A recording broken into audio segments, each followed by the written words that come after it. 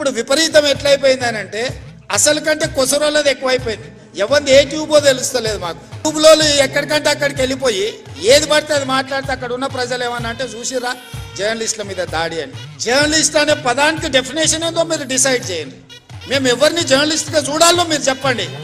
ఎవరు దోస్తే వాడు ట్యూబ్ పెట్టుకొని ఆ ట్యూబ్లో పెట్టుకొని వాడు మెడలో పట్టేసుకొని మెడలో ఇది కట్టుకొని వాడు నేను ట్యూబ్కో జర్నలిస్ట్ అని బయలుదేరితే ఏది పడితే అది మధ్యలోనే అడ్డం దొడ్డం మాట్లాడి ఏదైనా ఏమన్నా అంటే చూసారా జర్నలిస్టుల మీద.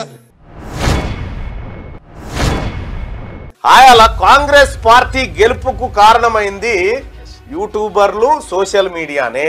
రేవంత్ రెడ్డి గారిని సీఎం చేయాలనేటువంటి ఉద్దేశం ప్రజలకేం లేకుండే. తీన్మార్ మల్లన్న రెక్కల కష్టమే కాంగ్రెస్ పార్టీ అధికారంలోకి వచ్చింది. ఇది ఎవరు అవునన్నా కాదన్నా ఒక్కరినన్నా ఈడ పత్రాలు అందుకుంటున్న వాళ్ళ దాంట్లో ఎవరన్నా ఒకరు పోయిర్రా?